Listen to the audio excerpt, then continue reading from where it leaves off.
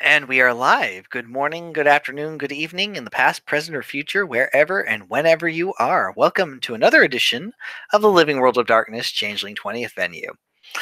Or, I should say, Changeling 20th and Werewolf 20th in the ultimate crossover of Rage Across the Dreaming. However, we find ourselves in the gray world, in the most boring, well, maybe not the most boring, but rather one of the more interesting tasks of teaching a 38-year-old man how to drive. So we find ourselves in the parking garage for Charles's high-rise apartment. He is waiting by the Dodge Neon with the keys and for his driving instructor Bailey to arrive. And he definitely doesn't look like he's been sleeping very well recently. Despite even despite the fact that there seems to be like dark shadows under his eyes and everything like that, he just seems more impeccable that way. It just seems to add that sort of nice little layer of brood almost, rather than something like a, oh man, you probably see a doctor. It's more like, nah man, that's so interesting. But regardless, he's there sort of munching on a bagel and drinking some coffee while he's waiting for his Bailey to arrive. And eventually Bailey does arrive, probably a little later than she had intended, because she was unable to scrounge up money for any of the public transit system in New York today. So she hoofed it. It's a long fucking amount of walking. So she's a little sweaty, drinking from a bottle of water. Sorry it took me so long. I'm here. He sort of blinks for a moment because he's, like I said, he was slightly spaced out. Like I said, he hasn't been sleeping well, and he sort of blinks and he goes, "Oh, sorry, I didn't notice. It's been I didn't notice. Well, you're here. That's what matters." Well, I'm so glad you missed me. Well, your presence always adds a brightness to my day. Shall we?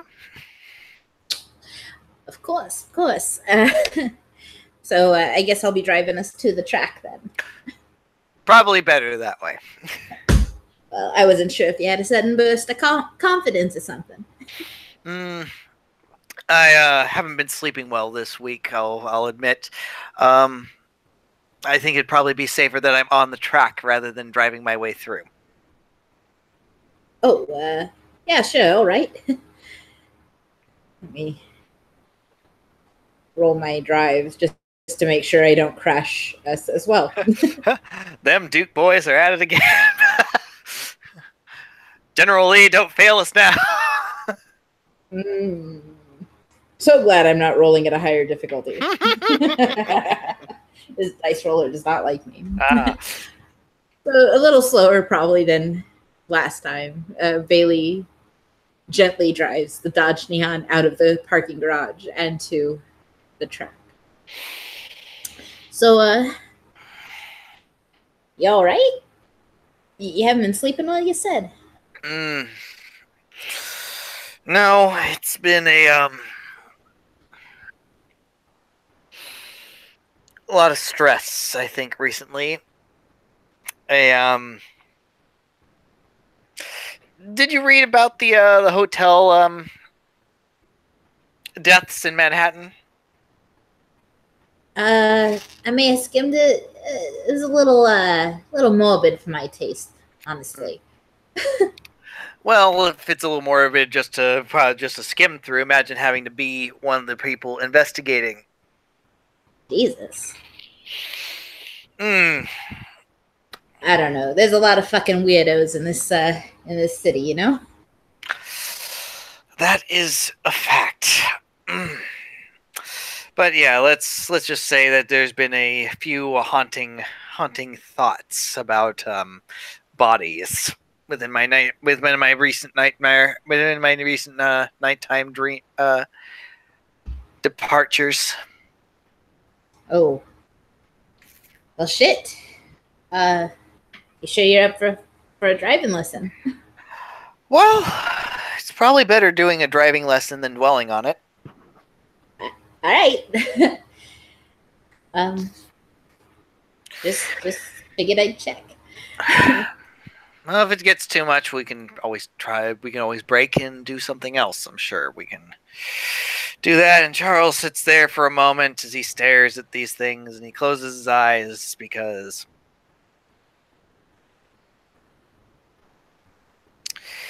he's not going to be able to do this on his own. He didn't do it on his own last time, and Lord, he has not practiced. He has not had the opportunity to practice. So, for now, he needs to at least keep the illusion of progress, forward motion. So he calls upon those skills, those memories of not his own, but of Charles. And you know what? It comes in a lot easier this time. Even though, I mean, he didn't botch, but he failed. Mm-hmm. But maybe it was just the distraction of things. Maybe it was an overwhelming memory of driving the back seat of a car or something like that. But suddenly he just lurches forward, and like goes forward and careening, and he manages to just stop the car, but it does scrape along the side of the thing before he's just sort of like staring at his belief and just like.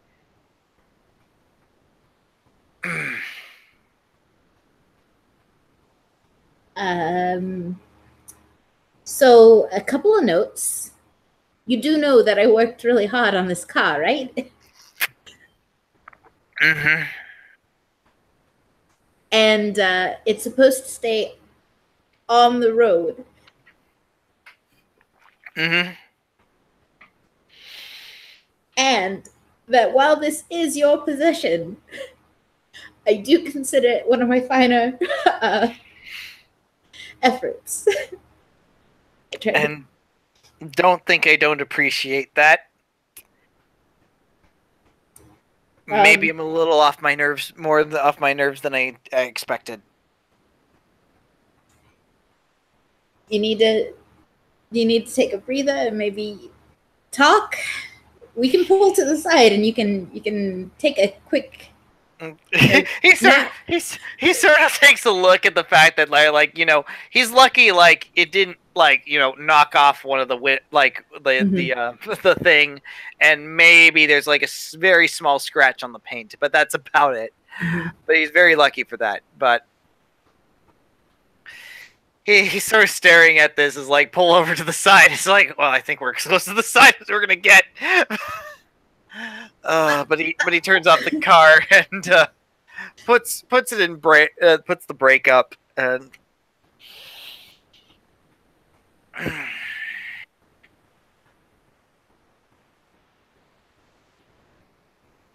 Do you want to sit in the passenger side?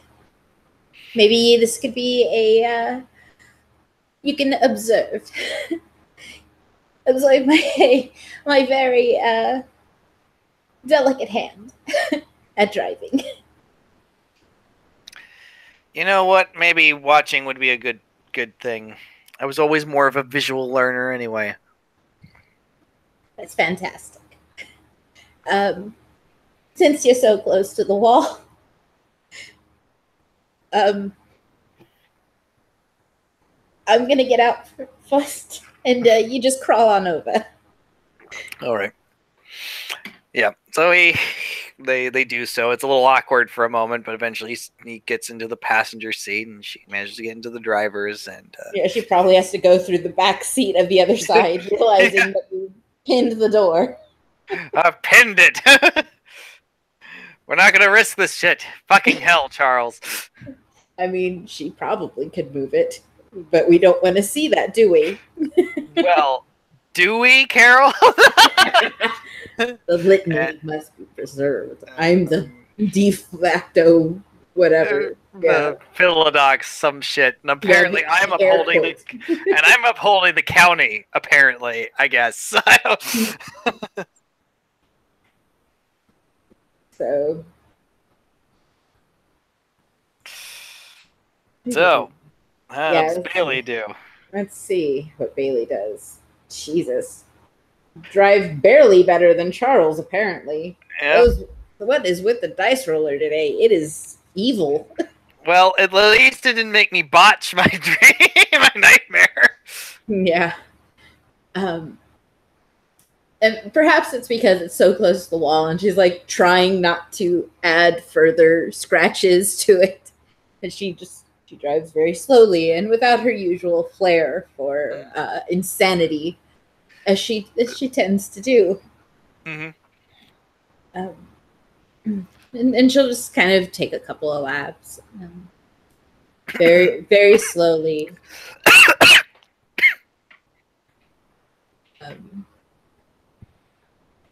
So here's the blinker. She says, trying to be helpful, even though this is like a very teaching a 38-year-old man to drive. So besides the absolute horrors of your job, anything else new going on in your life?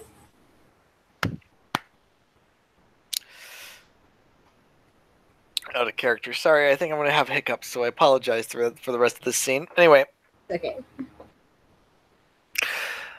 Oh, man.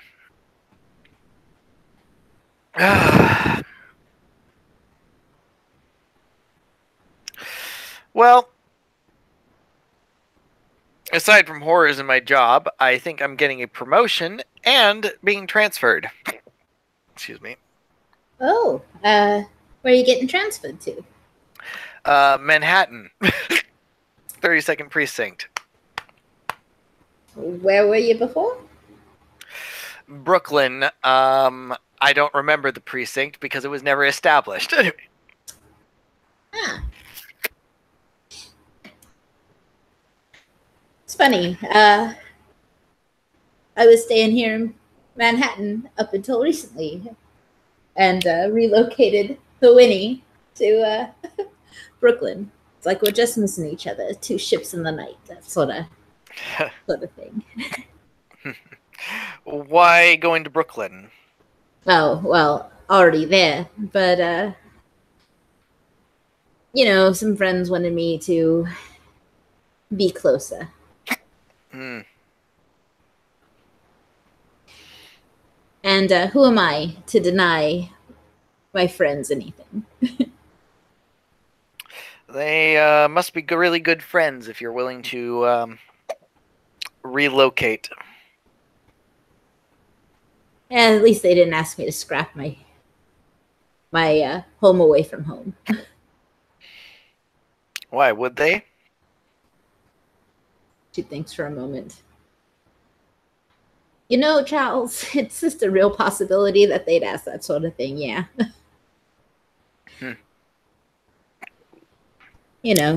Some people don't appreciate that something is perfectly good and they want something shiny and new. So they get rid of something even though it still has function. And she seems a little actually kind of hurt by that as she says it.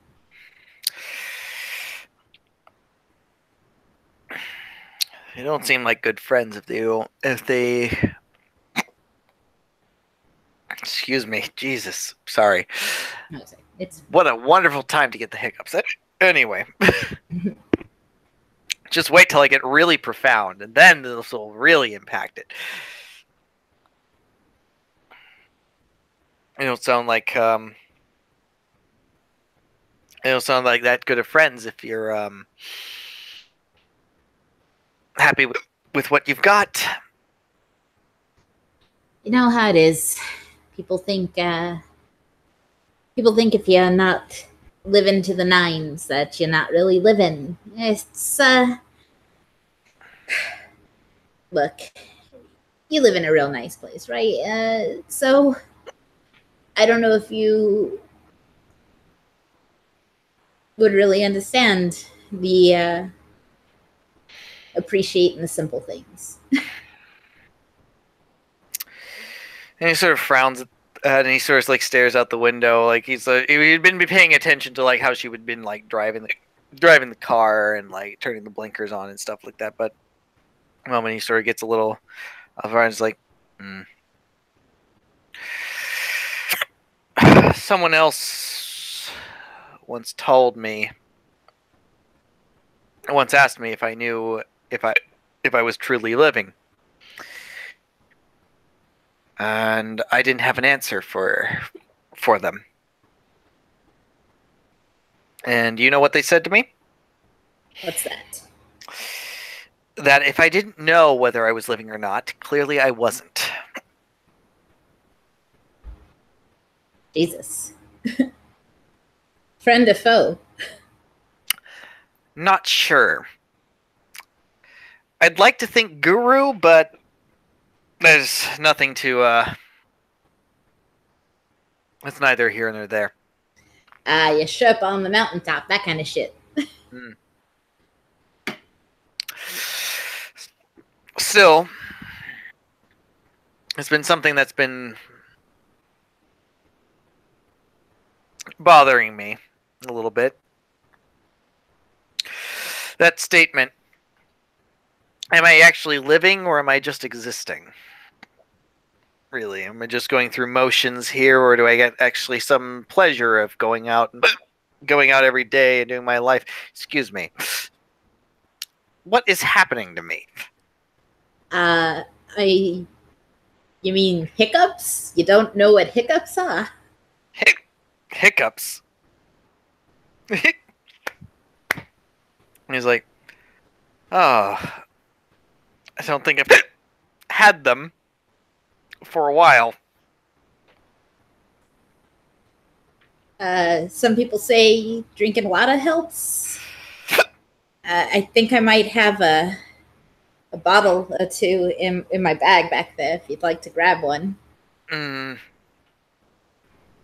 I seem to recall, hold on a moment. And he takes his hands and he presses his eyes very lightly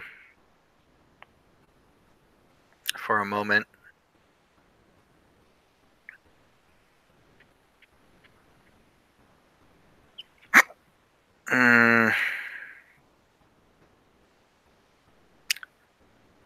I've heard rumor that apparently if you put some very light pressure over your eyes, apparently that doesn't work.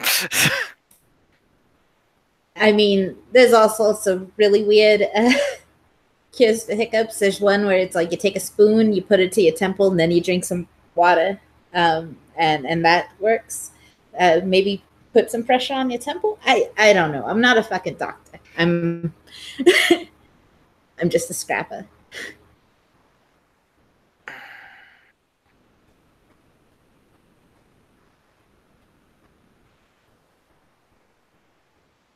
She like slows her driving as she kind of watches him do this. Just trying certain things. Oh man.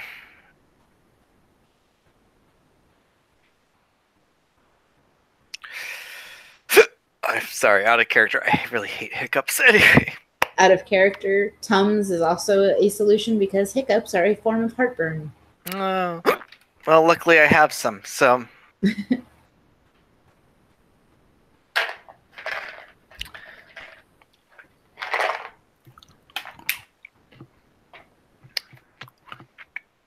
Probably because I've been dealing with heartburn. Anyway. Or whatever the fuck I've been dealing with. Anyway. Oh.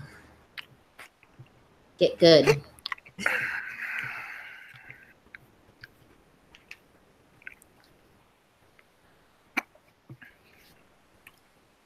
My God, is that Tums in the glove compartment? Maxine still looking out for me.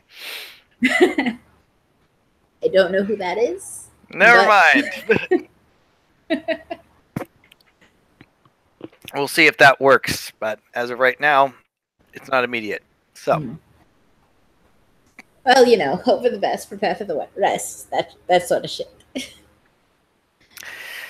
Out of character. Well, actually, what I found out of character is that actually eating a small spoonful of peanut butter and chewing slowly, chunky peanut butter has to be chunky, and swallowing that down actually works really well for me. So I haven't had hiccups since I was 13, and I did the spoon trick. So, I don't know. I have not had them in a very long time. Holy shit. Yep. Oh, sorry, I just read something. I'll tell you after the scene, but I just read something. Anyway. So yeah, the adventures of Charles and Hiccups, ladies and gentlemen. I hope you're enjoying it. This is a scene that needed to happen. The Charles learning how to deal with hiccups and failing spectacularly. It's amazing.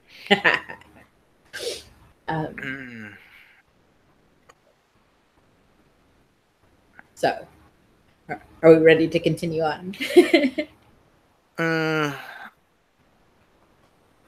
As best as I think we're going to be. Anyway, whatever. Let's just keep going. As well.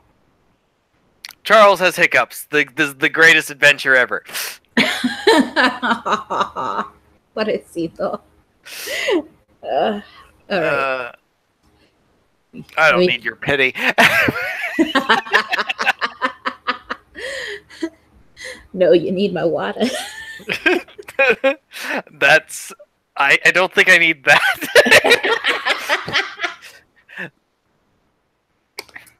No. It's important.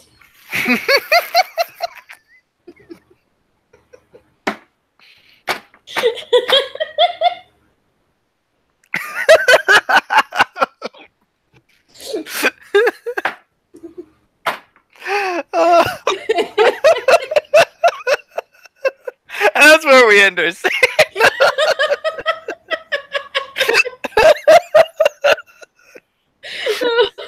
As the OCC jokes just break the game. Oh no. Oh no. Do we need to stop? Are you good? Oh man. No, I'm good. We'll just keep going. Anyway. Okay. Back in the proper headspace.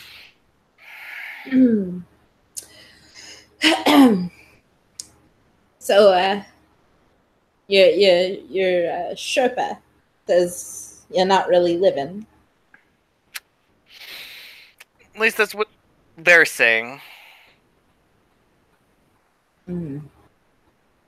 Is there a reason for this judgment of your lifestyle, or?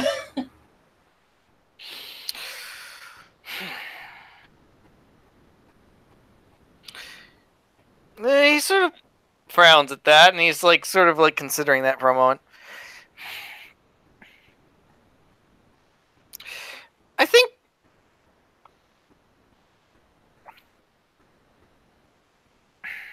recently I've been going through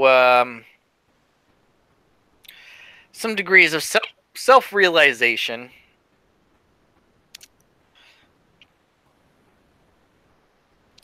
And there's just certain things that I'm beginning to realize I need to... Jesus Christ, this fucking hiccups. I'm sorry.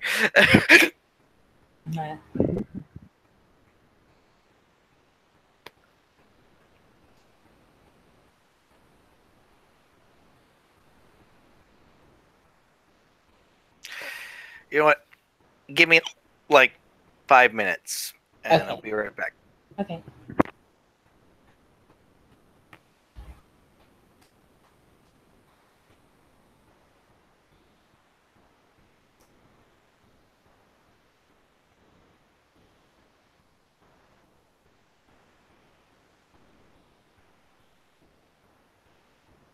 And because I am all alone and unsupervised, I will fill this lull in time with reading stupid jokes, and nobody will realize that unless they watch this scene. So, What kind of music are balloons afraid of? Pop music. What is the musical part of a snake? The scales. What did Beethoven say to Johann Sebastian when he was helping him parallel park? Back it up! Apparently, these are all music related. Sorry. Where did the music teacher have her keys? In the piano. Me and my friends are in a band called Duvet. We're a cover band. I love it. Which composer likes tea the most? Tchaikovsky. How did the turkey win the talent show? With his drumsticks, ladies and gentlemen. C, E flat and G walk into a bar. The bartender shows them the door and says, "Sorry, we don't serve minors." What's an avocado's favorite music? Guac and roll. What do you get when you drop a piano down a mine shaft? A flat minor. What do you call a cow that can play a musical instrument? A musician. What do you call a musician with problems? A trebled man. What was Beethoven's favorite fruit? Banana. What did Jay-Z call his wife before they got married? Fiancé. What's a golf club's favorite type of music? Swing. Why'd the pianist keep banging his head against the keys? He was playing by ear. What is Beethoven doing now? Decomposing. Oh, Michael's back. I'm going to stop reading stupid jokes. Were you reading jokes or something? I was. Did you hear me all the way out there or something? No, I could hear you from my headset when I walked in, but barely. Yes, I was filling the silence with.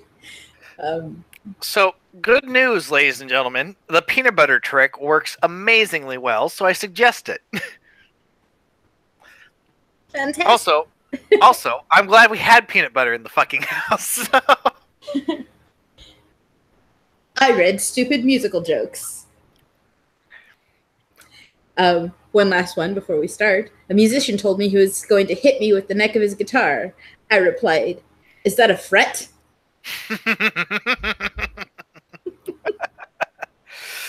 Okay. Somehow, Charles manages to get over his hiccups to be able to continue on with his ideas about the Sherpa. Yes. Well, recently I've been, I don't know. I think the death of my friend has put me into the need of a change of perspective.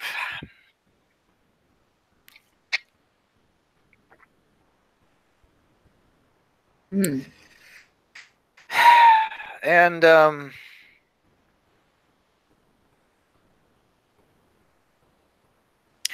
think I'm beginning to realize that maybe I don't really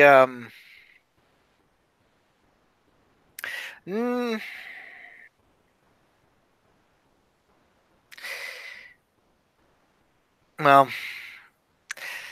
let's just say it's been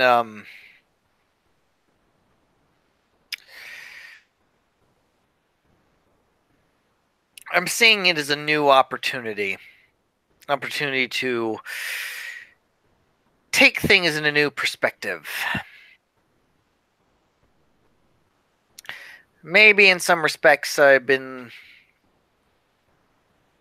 living, but I haven't been living, if that makes any sense. About as much sense as you usually make there. Maybe so.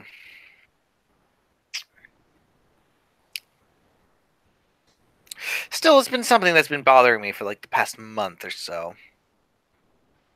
How am I not living? Do I not know what living is? You know, I thought maybe with some of the advice they had given me, perhaps perhaps I would start figuring that out, but I'm not sure right now. I think I feel more confused than anything else.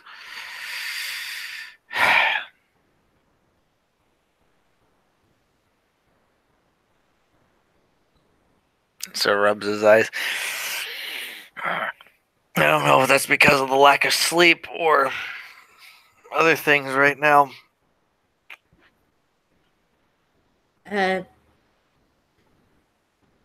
You know, I can drive us somewhere, and you could just take a quick, like, nap or something if you think it'd help you feel better. You know, improve your conversational skills or something.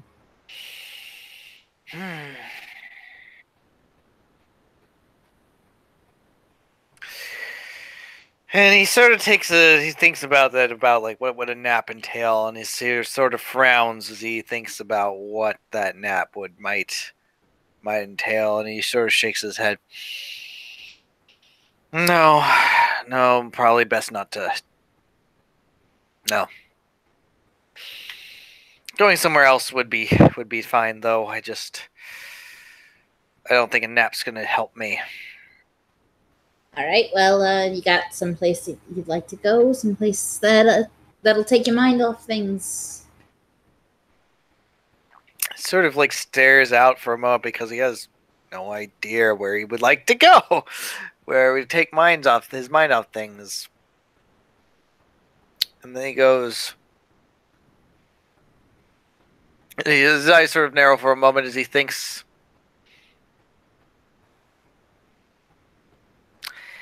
Have you ever played skee ball?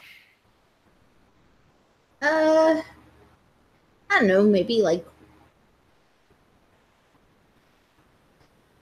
I don't know.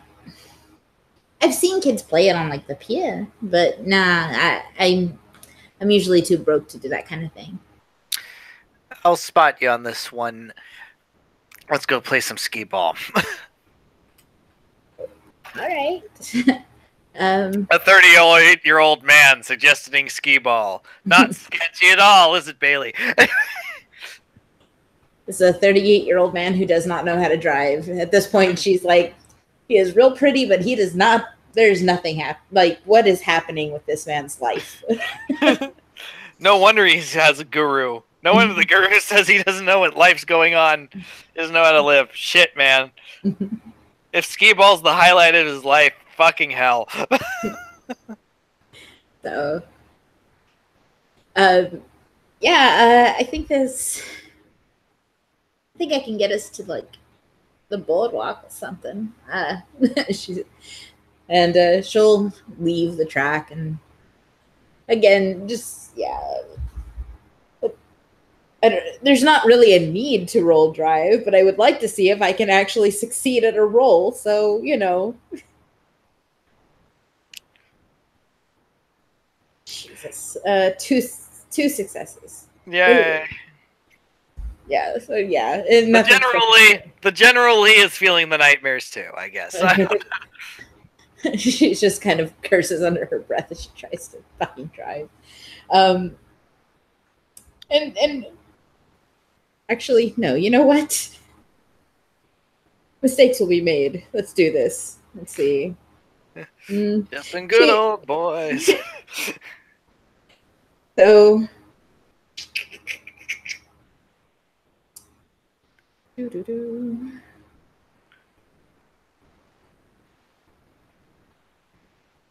Holy.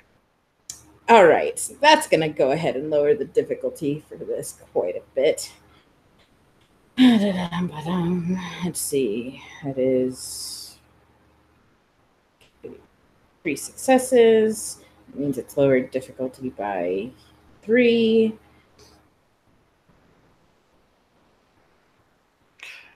Bailey is having none of this shit today. She is not. Holy shit. It's like every time she tries to drive, it's just like fucking A. But if you want to go ahead and roll, you know, your perception, Kenny, you can see that she tried to do some magic. Yeah. Yeah, let's do that shit. At your raised difficulty. At my diff 8, yes. Let's see. Well, that's one success. So yeah, something's up with Bailey. Yep. Something she was doing there just sparkled the senses. And his eyes sort of slide in that direction. It's amazing that it managed to pierce through his melancholia or whatever his infinite sadness. the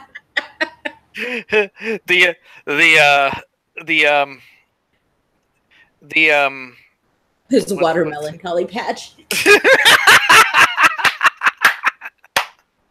There we go. Sorry. I was trying to find some clever term for it, but you got it before me. So...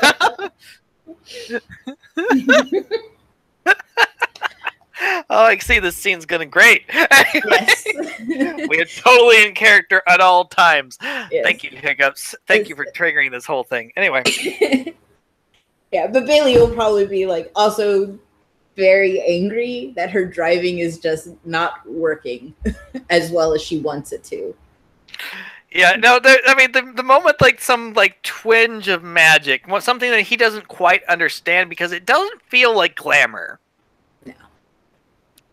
But it feels like if it was something definitely caught his attention, and he sort of looks like, side-eyes Bailey for a moment, as she's getting angrier and angrier, goddamn, roll rage, Bailey.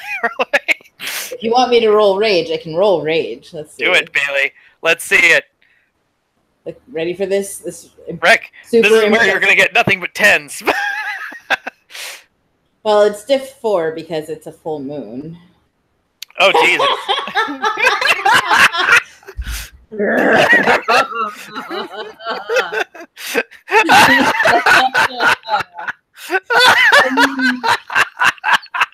It's only frenzy if it botches, right? Right. I think Charles can cope with a frenzying werewolf in this state. I'm curious now. We need to look. Oh God. I hope. Otherwise, this is gonna be great. Otherwise, I'm gonna have to call one of the STs. Ah! Let's see.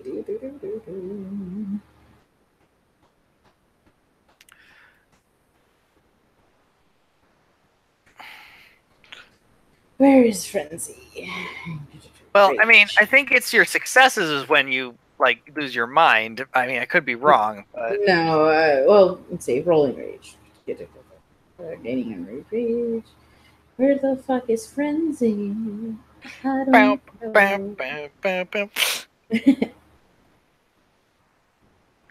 Charles, oh, some magic was just used. Really? What are you? Holy!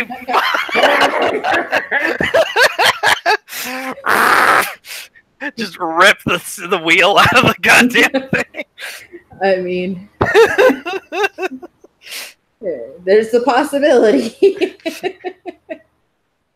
This fucking car. Listen to me. Not neon anymore. You did this.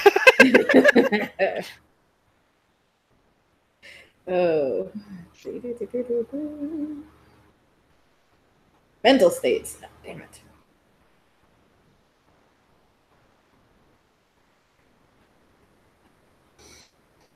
Frenzy. Any rage rolls me defensive. Rage roll score. Okay, no, yeah, it is successes. So yeah. Yay! Yeah, Bailey's in control, and she can only frenzy under really extreme circumstances, like a psychological trigger, like a severe. She's angry. She's just not frenzying. Good news. Yep. Good news.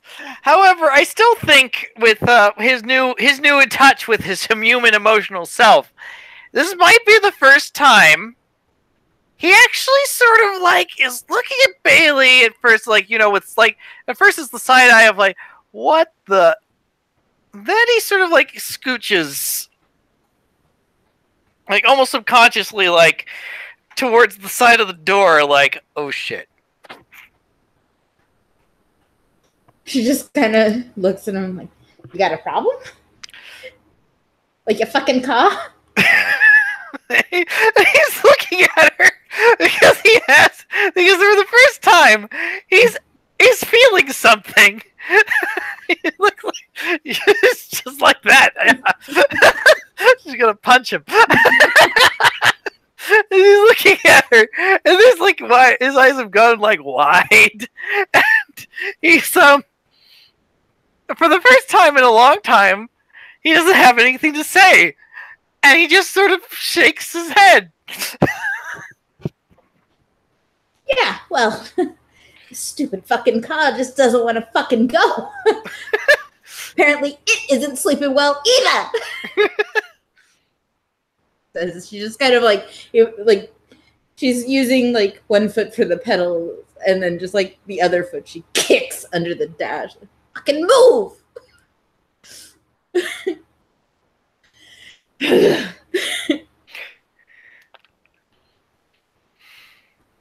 Maybe some peaceful fucking music, she says, and she like turns on the local heavy metal station. You know, music to soothe the savage beast and all. He's sort of quiet as like I don't know whatever, like fucking Iron Maiden's playing on the fucking Iron Maiden's the trooper right now, going on right now. Yeah. Take my life and I take yours too. You fire my ball, I run you through.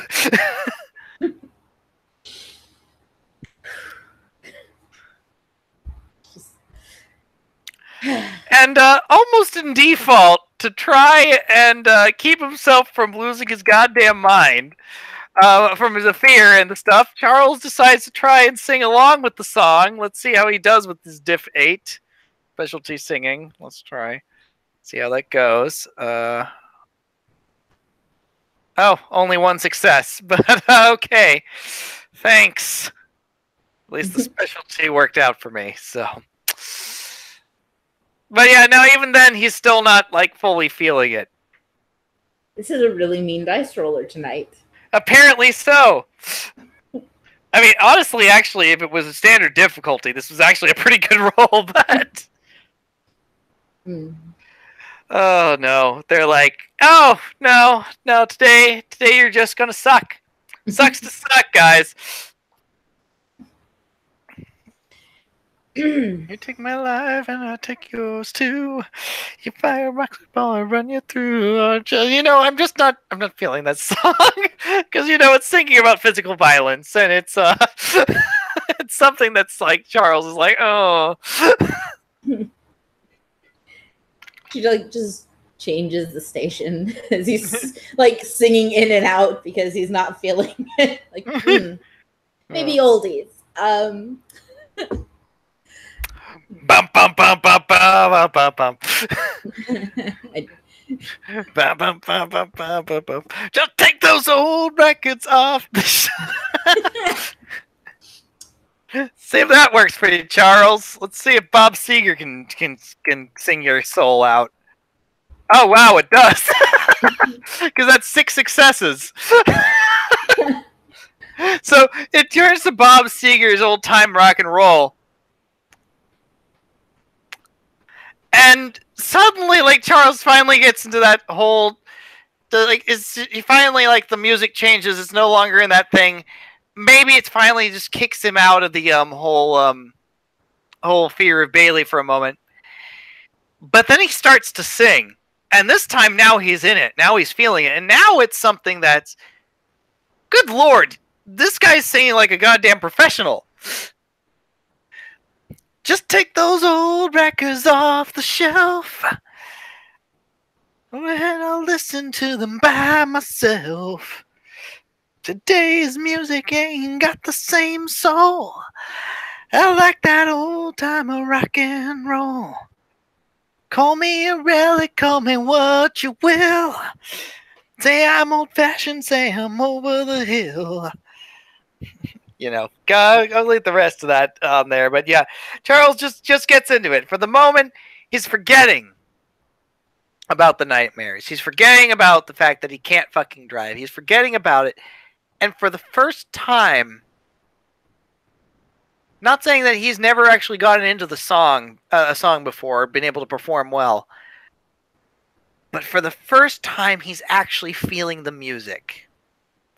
For the first time,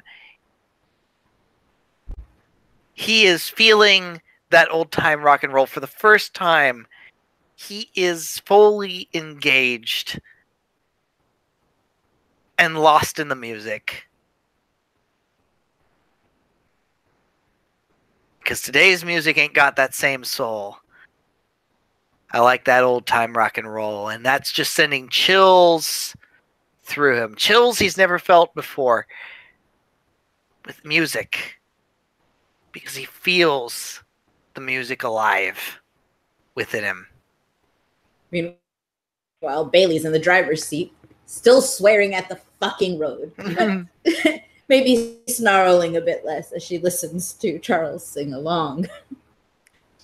But yeah, bad traffic is a mood killer for some people, Bailey being among them. Eventually, she will pull into like a parking lot, walking distance from the boardwalk. It's a nice night. And Charles's mood is actually very visibly improved after that. It's like almost like night and day. I mean, he's not completely like better off. Obviously, the nightmare is still going to be a thing afflicting him, but something about that moment where he just got to fully engage with the music turned something around. It is a very gorgeous looking evening, isn't it? Real pretty moon out. Can't see much of the stars out here in the city, but moon's real pretty. Yes. Moon is gorgeous.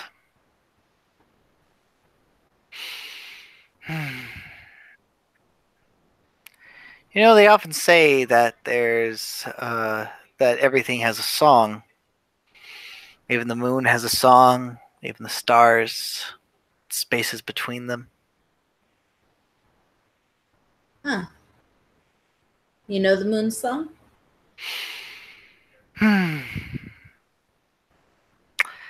He sort of closes his eyes for a moment, as though trying to remember something very, very distant. I'm going to have him. I'm going to spend a willpower on this roll. Still at diff 8. Jesus Christ. Anyway.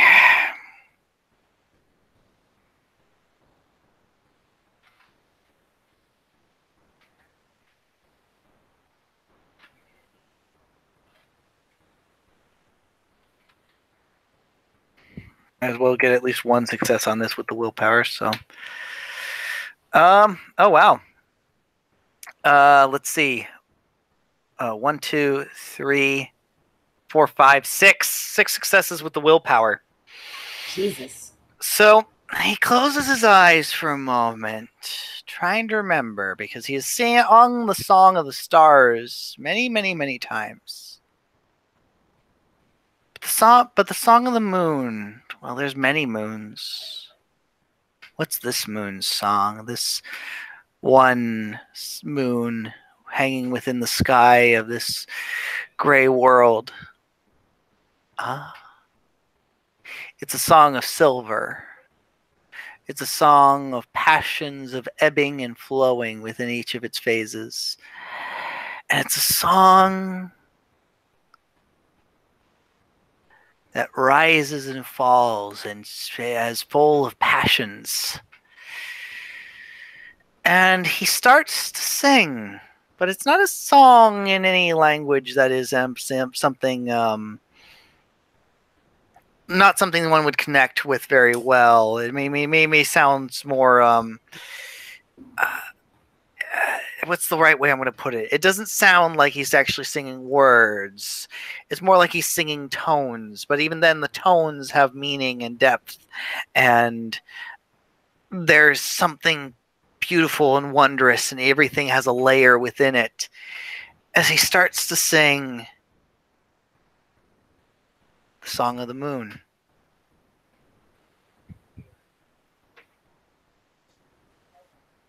Bailey's just sort of watching him wide-eyed. Gives him like that head tilt of confused canine for a moment. And it's beautiful. What does it mean? Oh, it means a lot of things. But it's that moon song. And he says as he's staring right back at the full moon hanging in there, and for him, he can almost hear the moon singing back.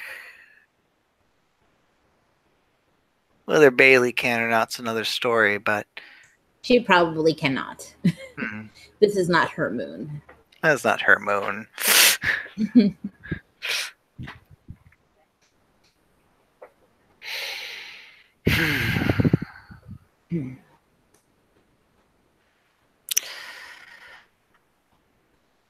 It's a little hard to say what it fully means, I think.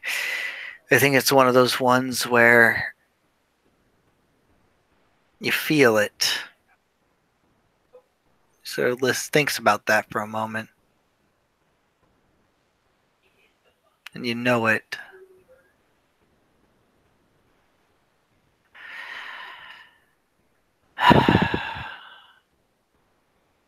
A lot of legends about the moon. Some people think it made ladies insane, that kind of thing. It is not. It is definitely not a tune. It is one that is very stable, but at the same time, it flows and it moves, and it gives an energy all its own. Just kind of squints at him for a moment. That's probably nothing. Nah. Yeah, he was just a weirdo. Just a weirdo. Just a weirdo that sang a song that had no language connotation. I don't understand the rich. I don't understand the rich. The rich. He probably went to one of those private boarding schools. He's probably singing in fucking Latin for all I know. Latin. Actually, she's not an actual idiot. She's just, we all have our blind spots. Especially with the appearance 7 Charles. Yeah. Not a lot makes sense about him to her. Like, sometimes I feel like when he's smiling, he's trying to threaten me. Nah. That doesn't make sense at all. Doesn't make sense at all. He's gorgeous. Soon.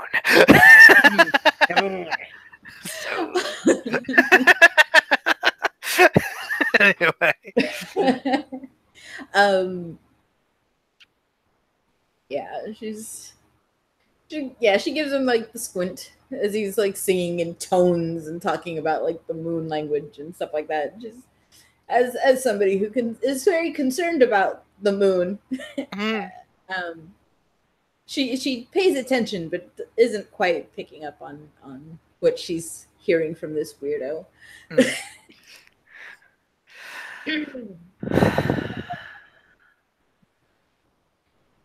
Anyways, if we're gonna play skee ball, this is the place. It sort of blinks for a moment. It's like, yes.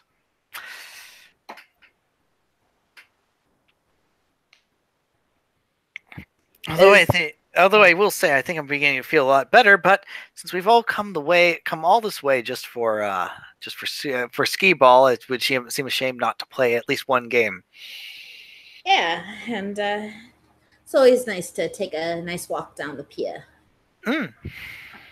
As she says, and as you go, she's like picking up litter, Mm-hmm. and like she picks up a empty water bottle, and like the look on her face is just inexplicably angrier than anyone has ever been about litter. Something's troubling you? She just like crunches it up. Uh, I just I should find a recycling bin is all. It's just I'll be right back. It's all right. Perception psychology, that, even though I'm sure that's still not going to work, Charles. Nope, not even. Oh, that's a botch. Yeah, that's totally normal. Okay. Yeah. Maybe I should be more upset about the environment. Fuck you yeah. should be more upset about the environment, Charles.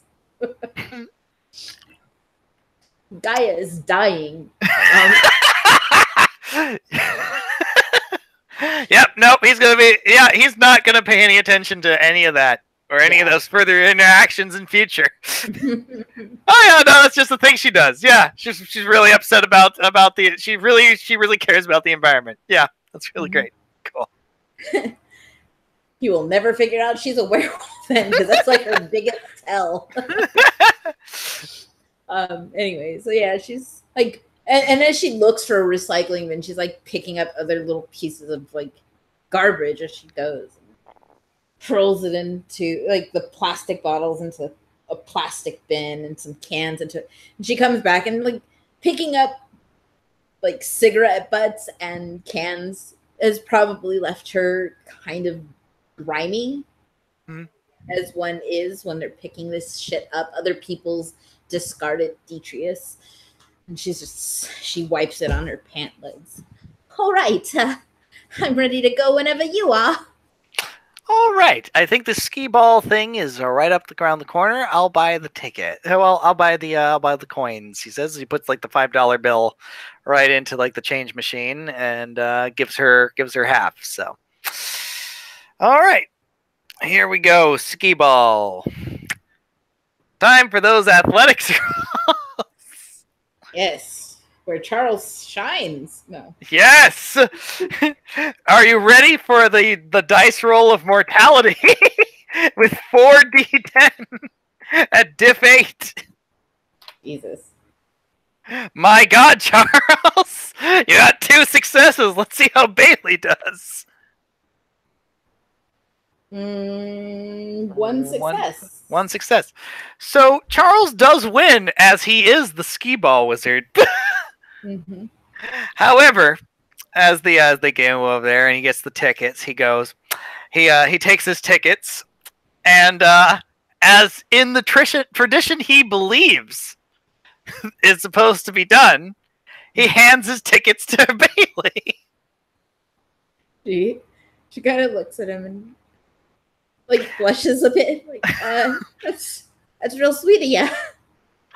Well, I was told that that especially for a first time game, for the first game, the winner should give over their tickets. Who told you that? He sort of stops for a moment, he blinks, and he goes, and he's looking at her because I'm sure she's absolutely confused. And he's like confused for a moment. And he goes, "That bitch."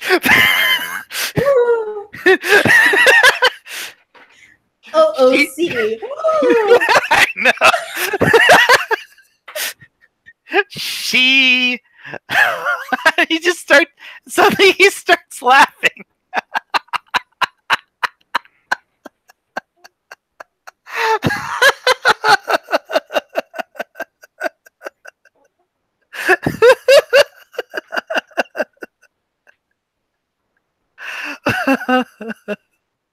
I'm sorry.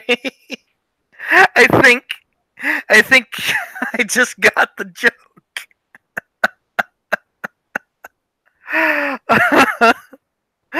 Please take these tickets. Hold on a second.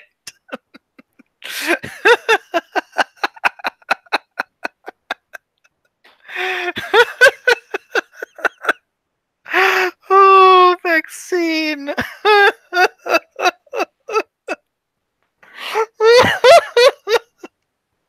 it's Bailey's turn to do the little scoot away for a moment. Oh.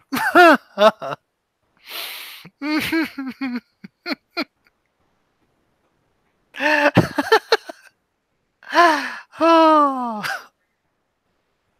I'm sorry. Oh. Mm. I can't stop.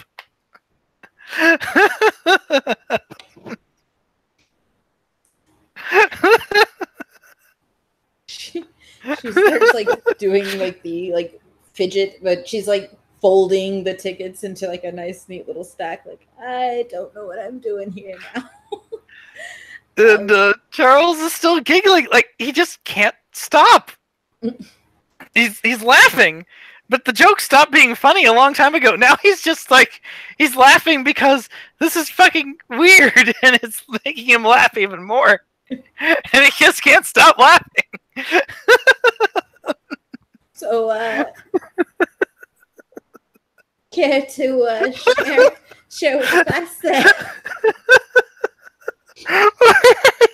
Sorry, I don't know what's happening.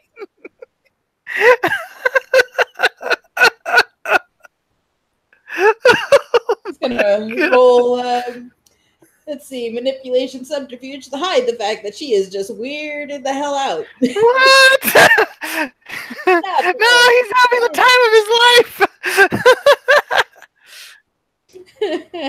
Yeah. Sure he is. Yeah, he's not gonna, kill me. Oh, good. Yeah, she's like, yeah, that's real good there. That's real nice. It. Get it all out. Get it all there. Yeah, he keeps laughing for way too long. Anyway, but eventually he starts to calm down because he's realizing he can't breathe.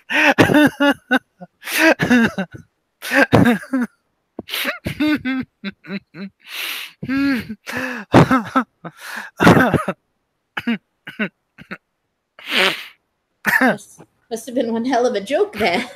I guess so. Oh.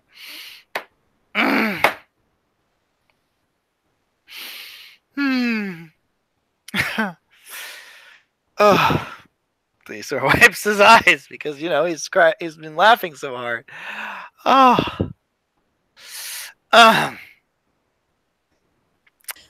Well, they say laughter is good for the soul, so and I live by that motto myself. So really, well, I can see why. I think I know why. I'm sorry. I don't think I've ever laughed like that. Oh. Sorry, that was the first time I ever played skee ball was with Maxine. And I lost the first game. We played with each other, and she'd given me her tickets. And she said something along the lines of like, "Oh, it was your first time game and all. There's this tradition. You give your tickets to the first timer." So that's what I thought I was doing. And then there was all these other things where she just kept giving me her tickets throughout the game, whether I was winning or losing. And I think it just hit it now. She was just giving them to me because she was pitying me. Because I couldn't play for shit. Oh.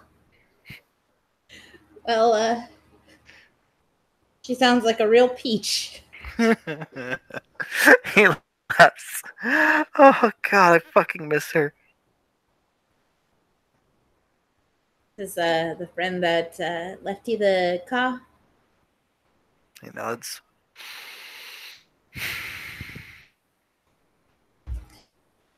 Well, sorry for your loss. I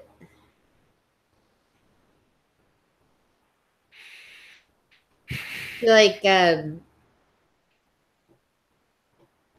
she thinks about something for a moment. Like she gets that sort of like contemplative look.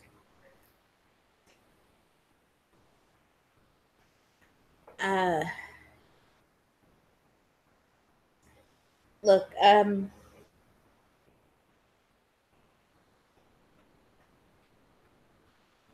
real sorry about your friend. Do you want to do something else? I don't want to. I mean, we drove a car here, and we're playing the game you two played together. I just No, it's fine. But maybe we should do something else. I think she got the last laugh out of that one.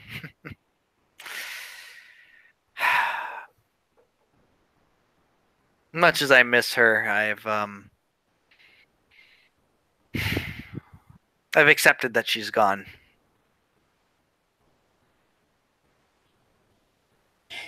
yeah. Shit. The more you see, the faster that acceptance comes along. You know. Mm.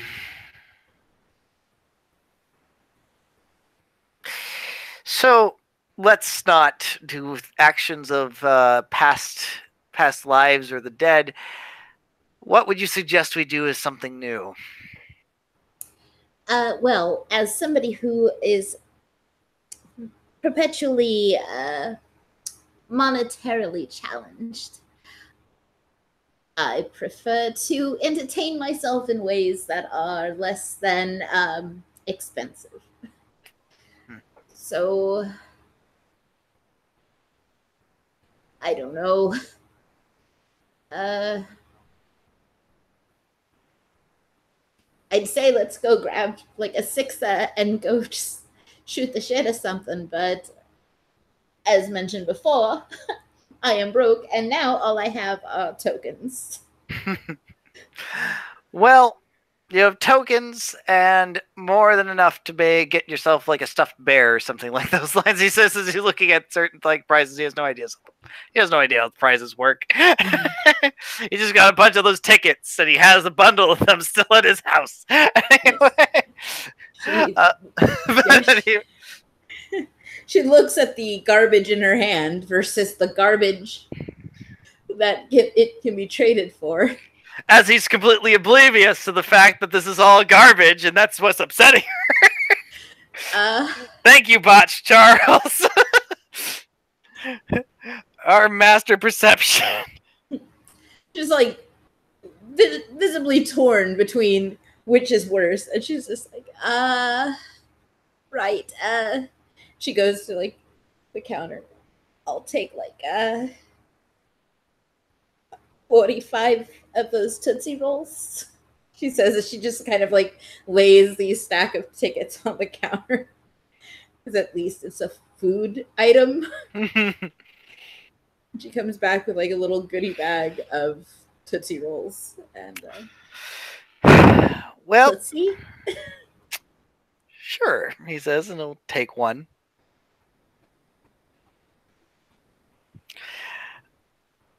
And he'll eat the Tootsie Roll. And he'll stuff away the wrapper. God damn it, Charles, you What? It's the first thing she gave him freely. Oh, Lord. It's just as well Charles is a sexless monster, because the first thing she gave him freely would not quite fit in that fake wall. So, But you did mention thinking about a sixer and shooting the shit. I wouldn't mind getting the beers. Great. Nothing too fancy, right? Nothing too fancy. Great. I went to college, you know. That's great. I cannot afford college. I figured you for an educated fancy pants boy, so it's all right. Well, you know, the more educated you are, the shittier the beer was during the games. I did not. Because I did not go to college, as I mentioned before. Ah. Well, then your tastes are probably impeccable. I won't turn down Pabst. It comes in a can. Aluminum recycles. Quite well. You know, I was going to make a comment about how you can get cash back for glass, but and recycle and aluminum, but I just realized that might be California and not New York. So, well, you can recycle aluminum for cash in most places. Glass is California, though. Yeah, very few states do the glass cash back. Gotcha. So yeah, never mind. Ignore me about to say something about the glass. Ignore Michael and his state that's just better than ours. Ignore Michael and his county in which they will literally shank you if you don't recycle. Anyway. You think I'm joking. Bailey would fit in so well in Humboldt. Bailey, move to Humboldt. Rage. Pure rage, Bailey. You got a real stupid name there, friend. Anyway. Falcon Albatross the Third. What kind of fucking name is that?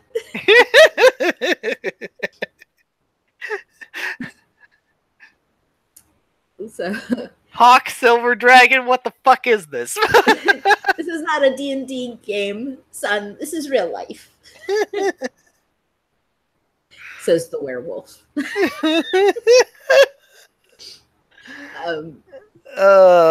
Anyway. Man, this is going to be a one hell of a scene all over the place anyway.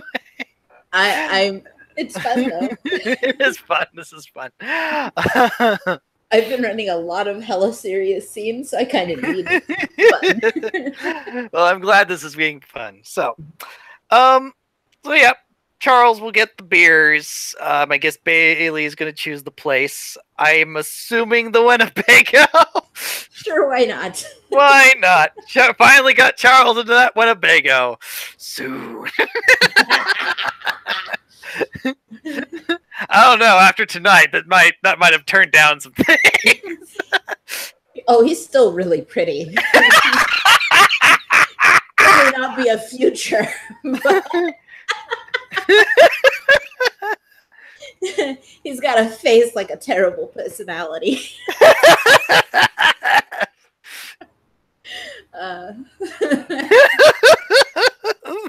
So yeah, let's see that drive because I've been doing so poorly. Oh God.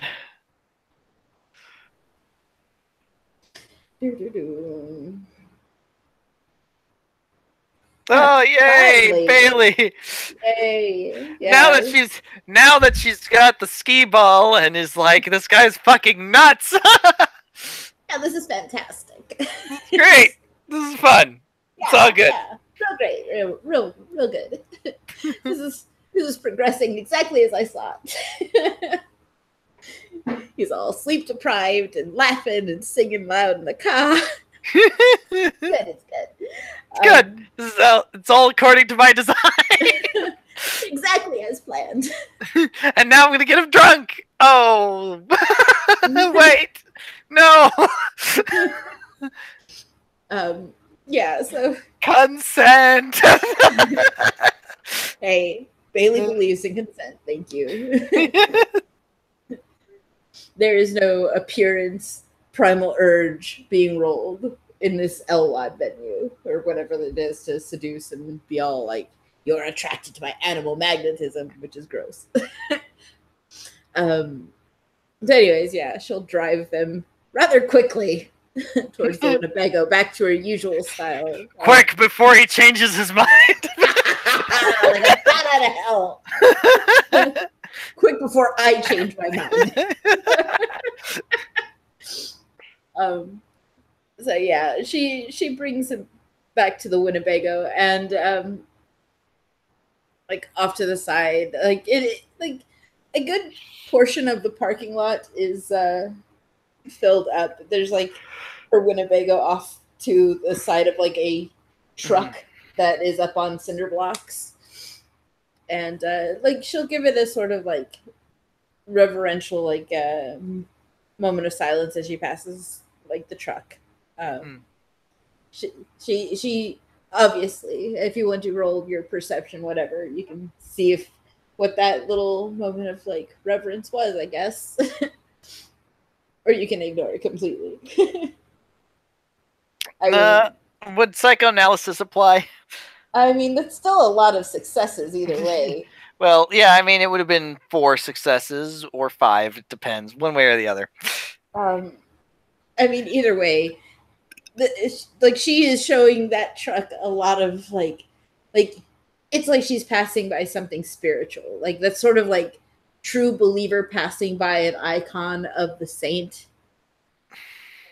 That is what she gives this vehicle up on cinder blocks.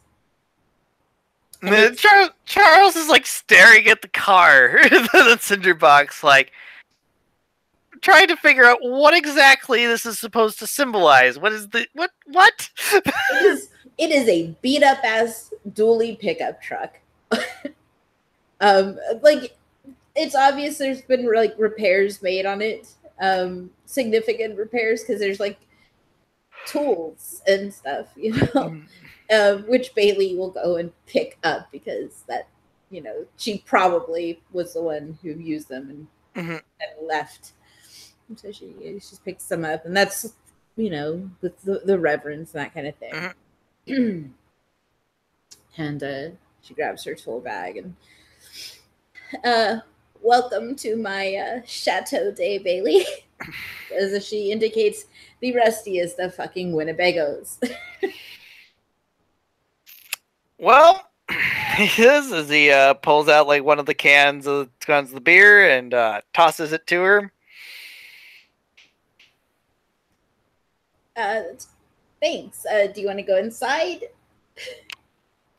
He cracks the bear open for a moment and takes a big drink and after he closes his eyes, and it's one of those things where it's like not quite revulsion, but not quite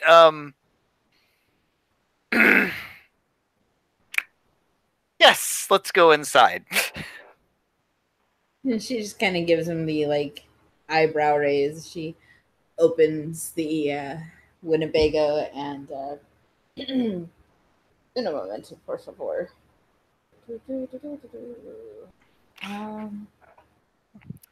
Suddenly, the spirits attack Charles, and Charles is incinerated. No, but, you know, hold on. I'm doing a thing.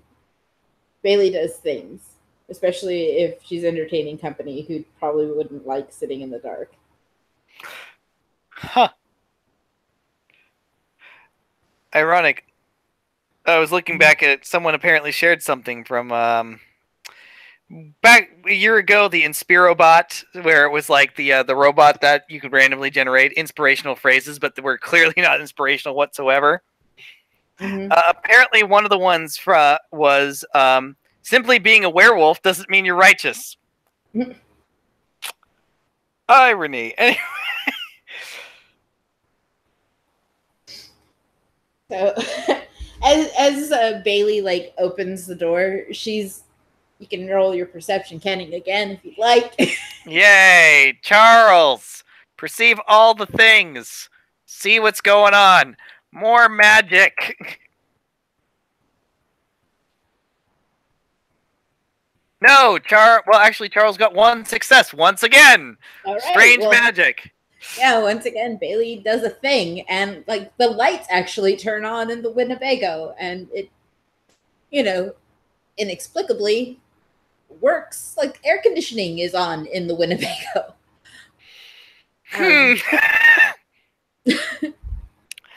It's functioning much better than something that looks like this hunk of shit should. Like, as it is supposed to when it was new. There's a little bit, once again, there's a little bit of a squint, but he like takes a quick glance at her to make sure she's not like getting fucking upset this time. She is very pleased that it works. She's like, I like to keep it nice and functional as best as possible.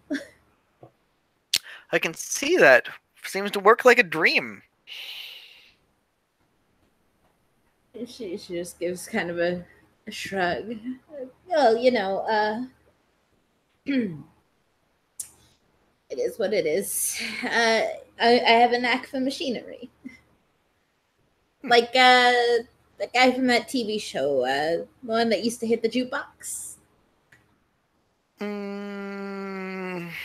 Fonz, I think. He sort of pauses for a moment as you think about that. The Fonz. Oh, yeah. I haven't seen that in ages. I don't think anyone has, huh? Inside Bailey's Winnebago, like, it is pretty, like, open. Like, it's obvious she's, like, removed, like, cabinet space. And, like, what's in there is, like, a table with, like, the bolted down chairs and, like, a bed.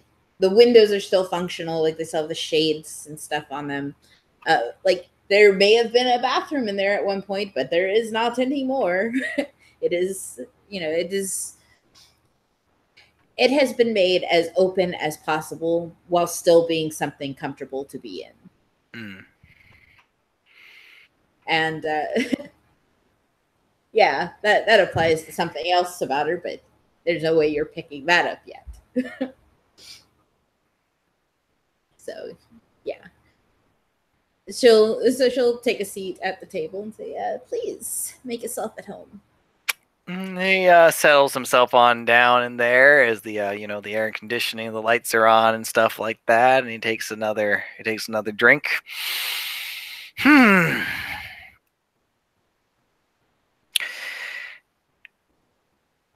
I never considered the idea of a vehicle there you can just live in and just move it wherever you want it to go.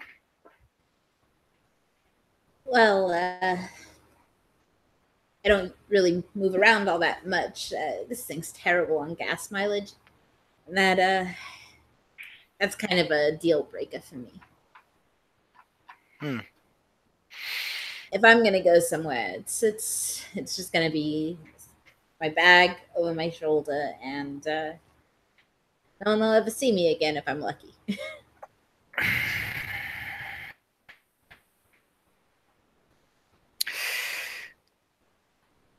Well, he sort of frowns because, especially with like the reverence she had given to that the truck on cinder blocks over there, it seems a little weird that she'd be willing to drop everything like that. It's like, so just like that, you just drop everything, not even keep something that had a roof over your head, and just go. People put a lot of stocks in their roofs, And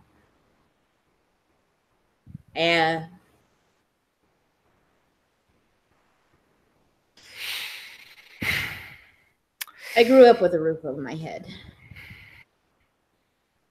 Just sips at the beer. I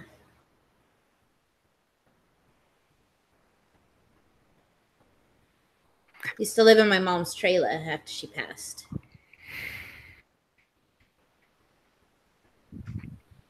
Just because you got a roof doesn't mean you got a home.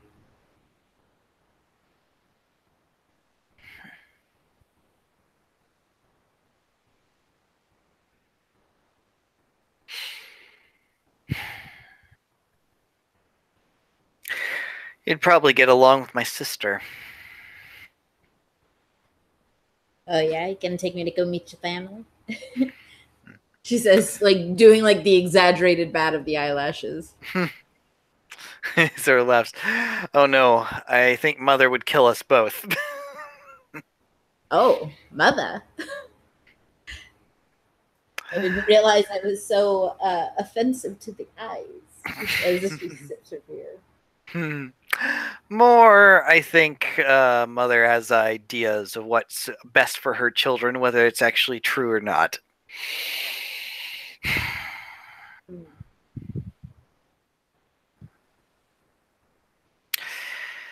No, my sister, well, I like to think I'm the rebel of the family, but I never went as rebellious as her. She actually, as far as I know, I haven't contacted her in a while. I don't think she has a actual home anywhere. She just travels Oh, anywhere good? wherever things take her. Last I chatted, she was going to South Africa. She like pauses for a moment with her beer. South Africa. Oh my god, that's amazing. Hmm. Hmm. It's real hot there. She wanted me to go with her, but I'm afraid at the time my career had just gotten started, and well, he sort of pauses for a moment. He's like thinking about something for the first time he hadn't thought about in a while. It's like,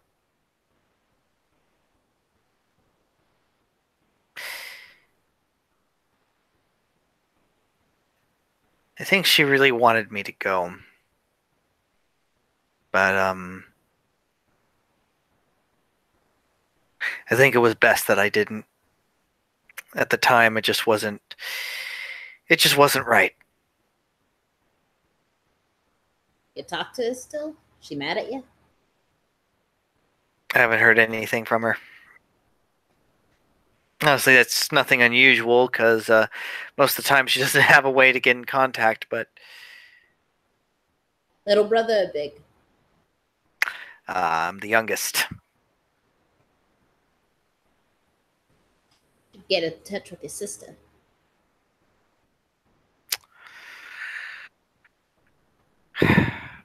Well, if I knew how, I would.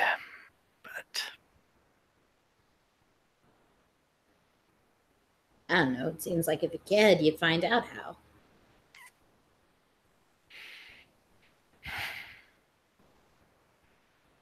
maybe I will.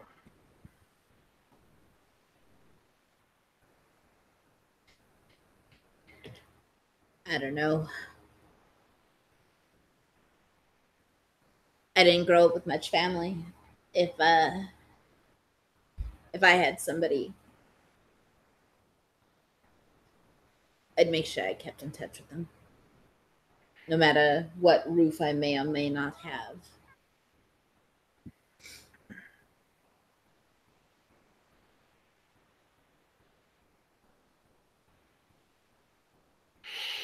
That's an interesting thought in Charles's head as he's thinking about this. It's like family. And he thinks, and he sees his sister. He sees his brother, and he sees his mother and his father. And yet, at the same time, he has these memories, these feelings swimming inside him. At the same time, they're still alien, still strange. Because they're not his mother or father or his brother or sister. They're nothing. They're nothing like. They're not his family. They were Charles's family.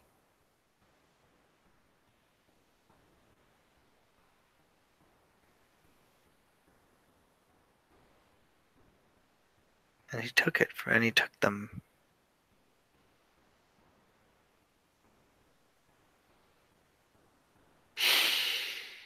And he shakes his head at that last thought.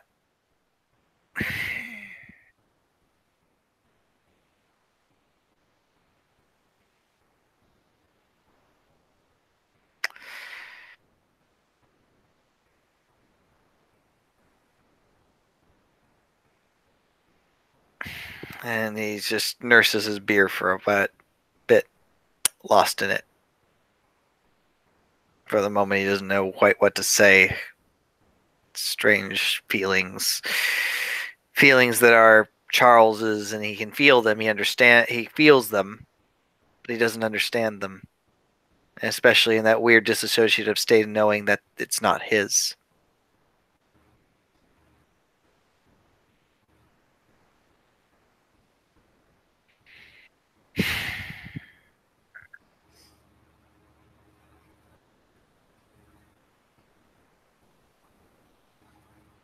Something on your mind? You want to talk? I mean, I'm fine listening to the sips of beer, but usually if people are sharing drinks, it's to discuss stuff, lament the world at large.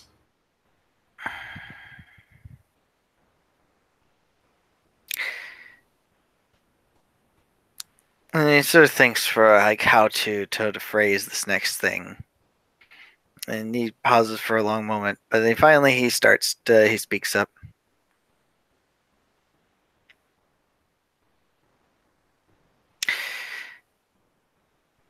Have you ever done something like, let's say for example, you took something from someone? Like, are we talking petty theft here, or are we talking something more permanent? Well, something you would have considered maybe petty theft, but then later down the road, something it hits you, just the impact that might have actually had.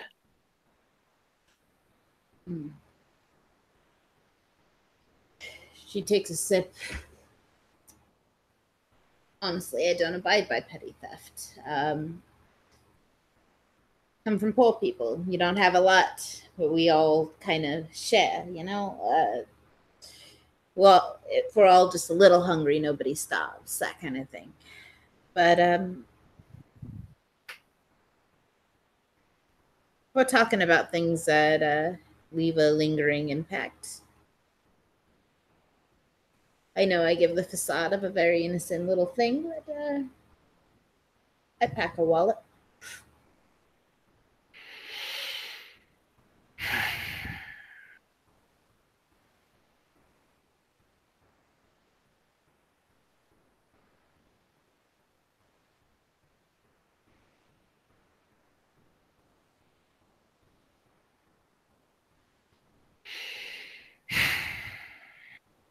Oh no.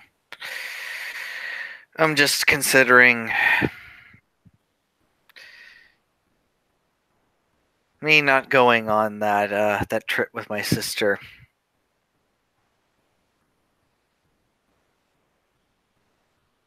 And what that would have meant. South Africa's kind of scary. I know I wouldn't have gone on my own.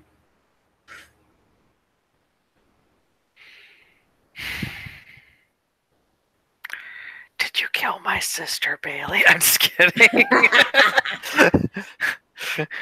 I don't know. Is your sister a worm-tainted Pharaoh? Not in my backstory. Then good news, Chuck.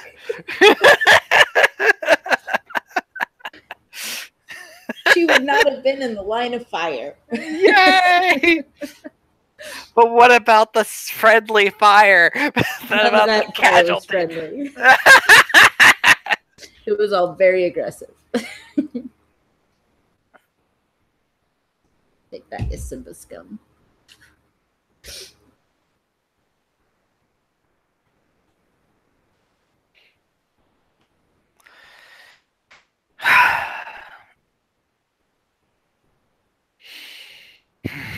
I don't know. I think recently a lot of things have been things I haven't been thinking about or things I haven't been considering have been coming to the forefront of my mind recently. And I think just it happened to be tonight that this was one of them.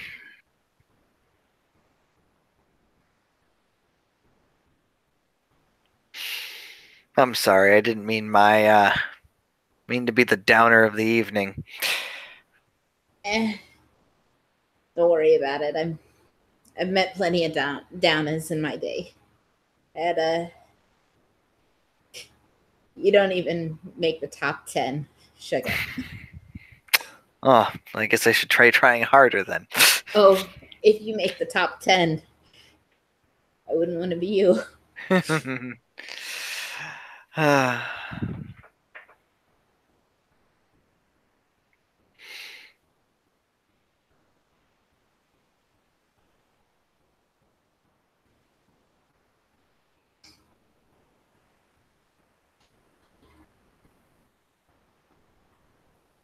She finishes her first beer and like sets it like off to the side, like near the window on the table.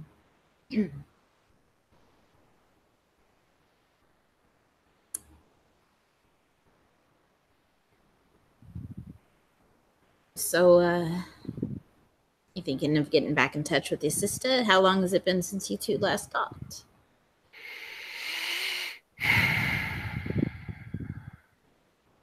It'll be a year in July. So, a few days from now. You haven't talked to your sister in a fucking year?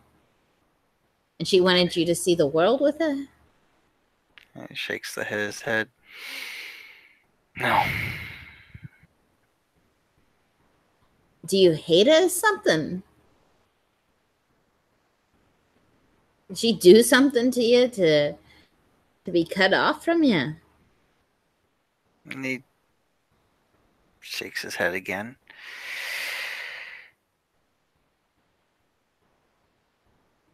Like I said, a lot of things have been being put into perspective, and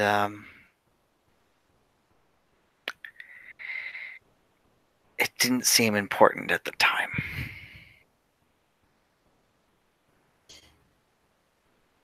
She just kind of gives him like that, like a gasped look. Yeah. You know, I swear, rich people operate under a different set of fucking rules. My dad didn't show up in my life till I was like 21, 22. I still haven't cut that fucker out.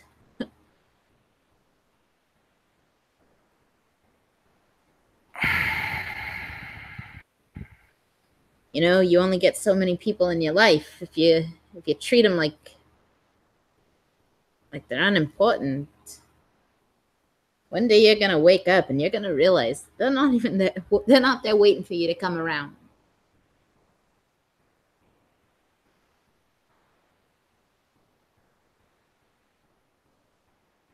She grabs another beer. He's still nursing the first one. Jeez, Charles, keep up. I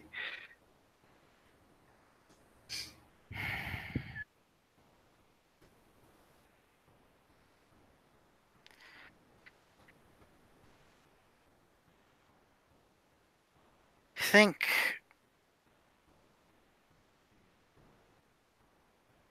I had been being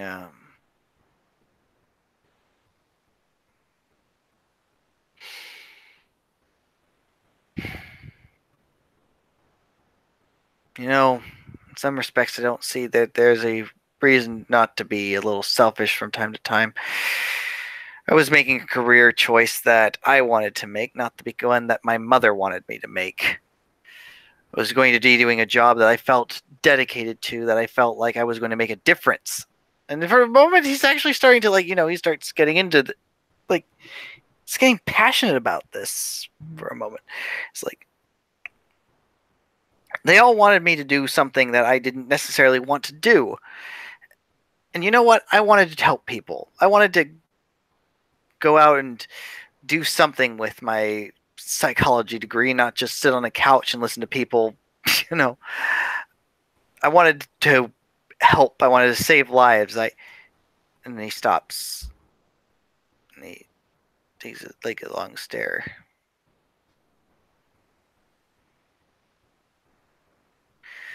I wanted to make a difference. I wanted to feel like I was making a difference. Yeah, I bet you made a difference in your sister's life. I'm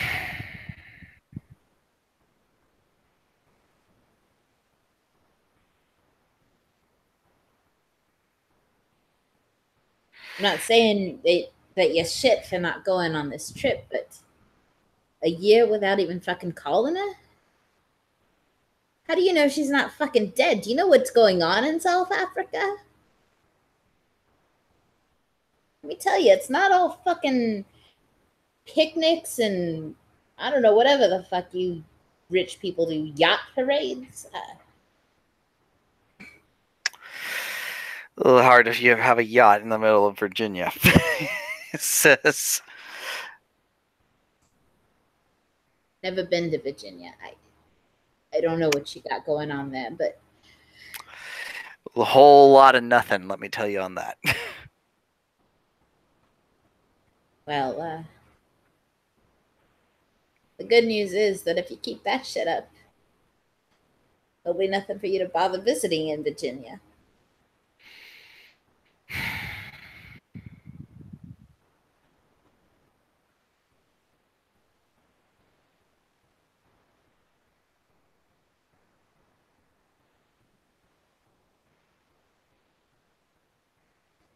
Sorry,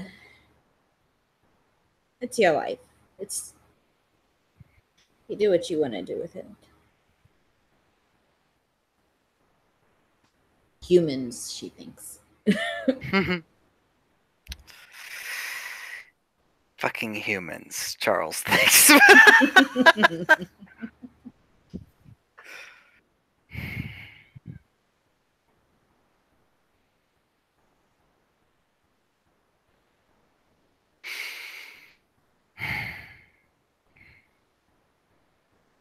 Maybe I'll give her a phone call this weekend.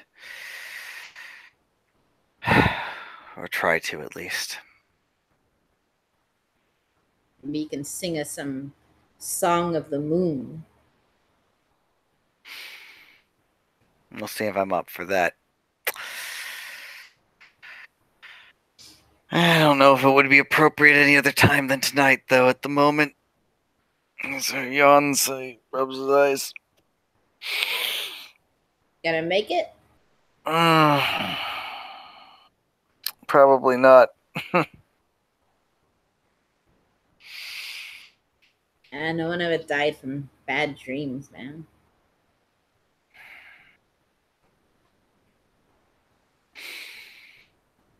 No. But sometimes they're not something you look forward to. So it's crime scenes in your nightmares. And he thinks into it, and he sees he remembers, speaking those words that liberated a man's spirit from his body, the one that turned someone to the literal shade, running through seas, looking for someone as apostates, as apostles, I should say. Speak words that cut, that burn, that scathe, that slice.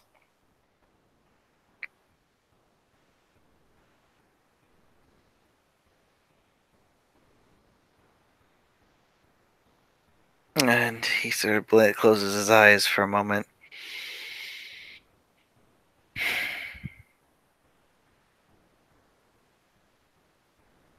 Many different crimes. Any that. Sub that. Let's see if those diff 8s will help me out here.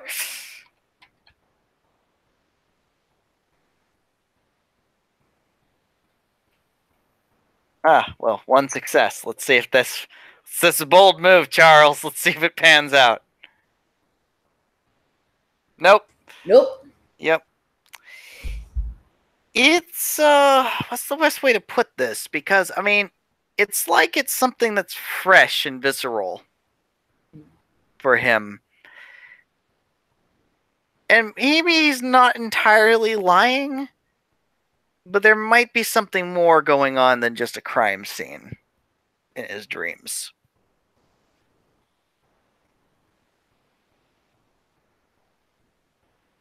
Why don't you talk about what's going on in your head?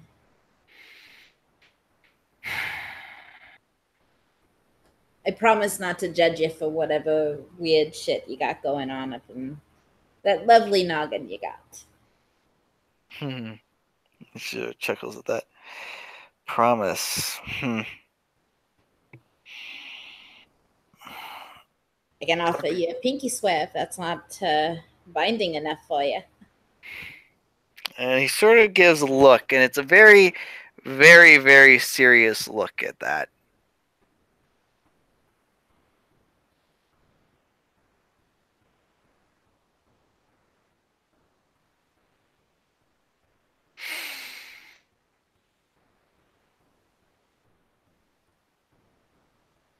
I'd be very careful with promises, Bailey. Think I can't handle myself? Or who do you think I'm making promises with exactly? You're telling me about a dream. I'm telling you I'm not going to tell somebody about your dream.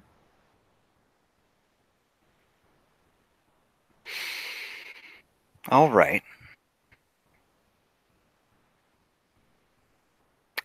All right. Pinky swear. She gives like a shrug. Yeah, sure. He puts his finger out. She puts her pinky to his. And they connect. And I'm rolling contracts. What? What?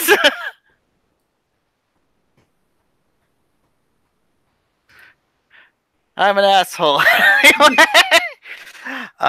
Let's see. Obviously, the diff's 10 right now. Well, I mean, it's a bunk, so Mm. it would be, let's see. Ironic. I have the ST here right now. No, but we have to play it like player style, so. No. I know. I mean, you can go with your 2 if you'd like. I'm not going to be like. Diff 8. Diff 8 then. Here we go. Let's see. Nope, no successes. That's fine. You win this round, Bailey. This round. Ha! Of your first failed contract. It's magnificent. Yay! Yeah, and Charles is actually kind of lying there when he realizes like the contract didn't work, and he's like, She just looks at him kind of like, pinky swear. Pinky swear. Maybe I was like, And he sort of didn't roll a willpower. So. Charles, roll rage. And he leans back for a moment.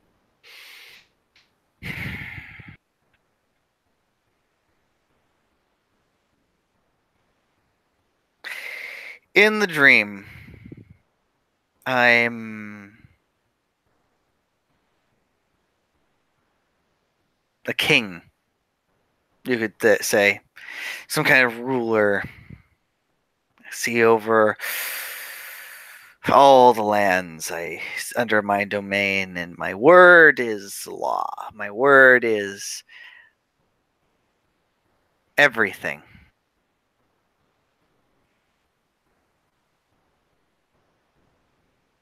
My word shapes everything. And some prisoners are brought before me. I don't know them. I don't recognize them. And they've come and they have committed these crimes. What kind of crimes? He sort of shakes his head. Varies on the person to person, individual to individual. And just as their crimes are each as unique and strange, so is the punishment.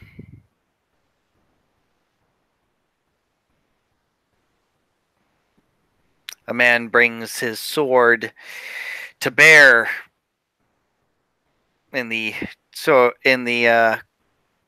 cries for liberty. So his spirit is liberated from his body.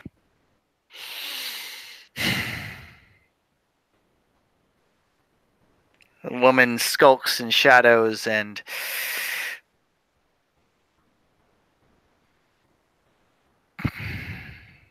passes shades, commits dealings in the shadows. So she becomes just as much as the shadows as she lurks within.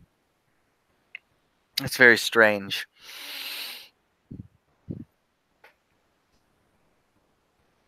But in the end, there's a man that's brought before me, and they won't take him to the dungeons, along with the rest of them, the ones I send away. You send because people to dungeons? Hmm.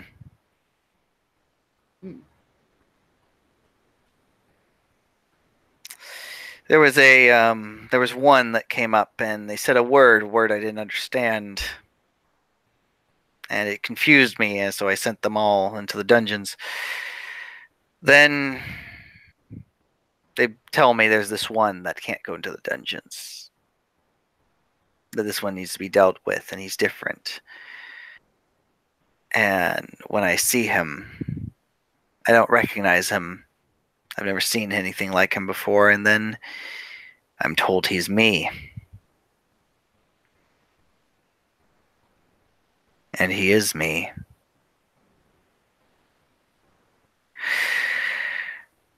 And then he grabs onto me, holds on to me, and I feel myself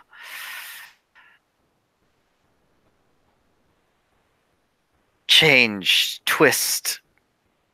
And I realize my hands are his hands and his hands are mine. And then I realize what I've done. All those people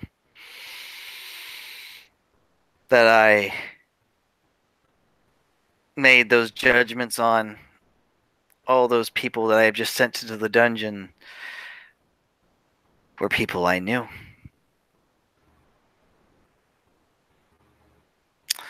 And the one that said the word that I didn't understand, the one who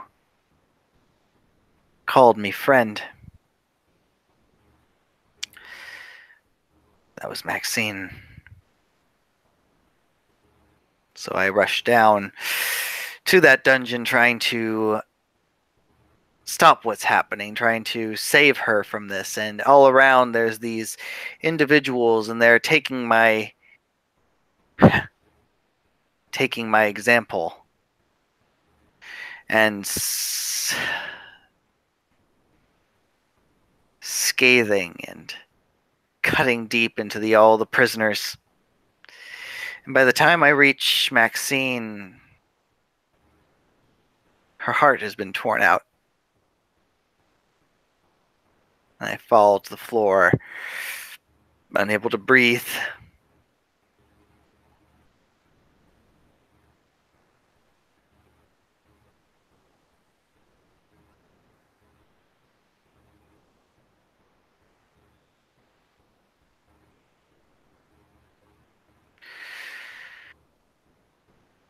And he shakes his head at the. He looks like he was about to say something more, but he shakes his head.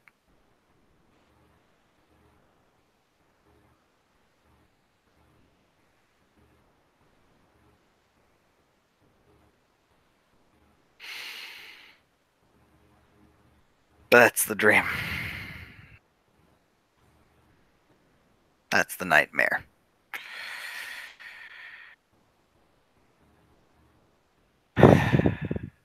I'm surrounded by crimes. Crimes that I feel like I've committed.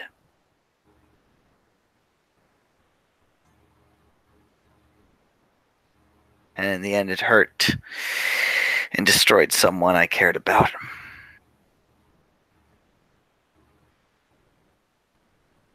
Yeah, but it wasn't your fault that your friend died, right? I mean, you said she died in that the thing with the animatronic. Who's it? Mm. You had no control over that. No, that doesn't mean I don't blame myself for it. I'm sure there's enough shit that you do in your real life that you don't need to start blaming yourself for shit you had no control over. That's a downward spiral there.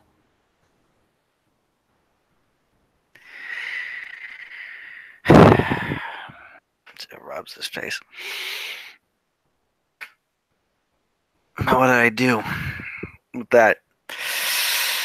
How do I not let myself fall into that spiral? How do I not let myself fade away into becoming something so stretched and thin that there's no climbing out of it?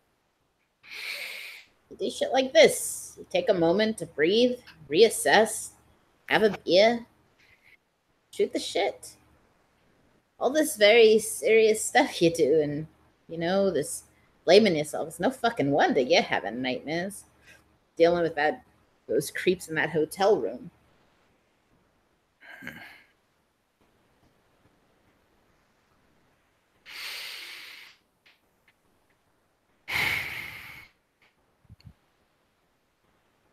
I mean, maybe that's what your ship is talking about. If you're not living life, go on a roller coaster. I don't know.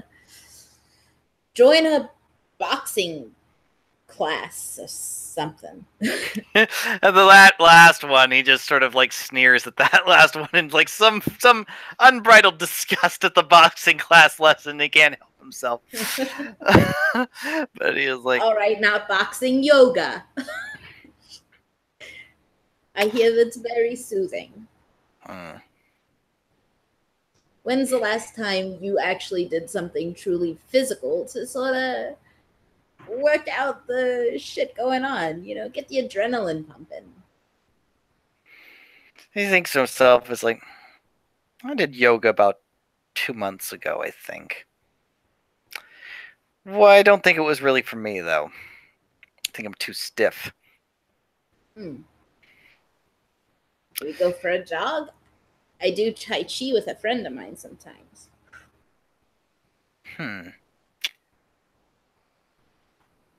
He Sarah thinks for a moment. He goes,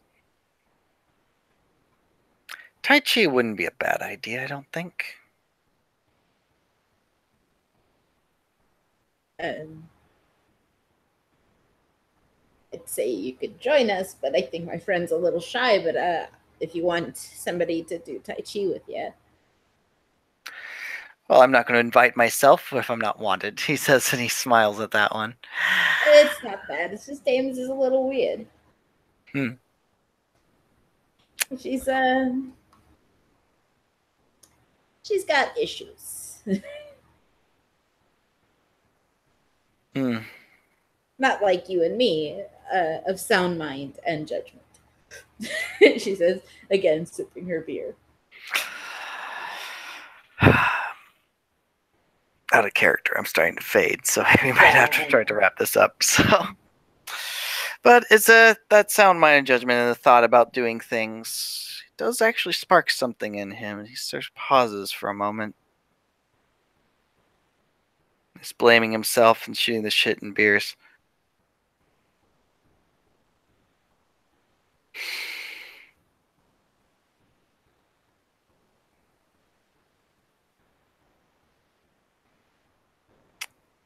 Do you mind watching the Dodge for a little bit? No, that's fine. I'm going to catch an Uber home. I just realized something struck me. I think there's something I've been working on something for a little while, and I think I don't want to lose this. He says as he downs the beer and he gets the Uber up and running. Thank you, Bailey. Yeah, anytime. Have a good night. You too. And with that, he gets there, and there's something building inside him, something on the edge of his mind, something about this night, something about the entirety of this last month has been starting to domino effect, but something about this just set the trigger. Everything was being set up, and now everything's starting to roll, and he has to get back home. He has to get back to that journal. There's something he needs to write. There's something he needs to write and see how it weaves everything together.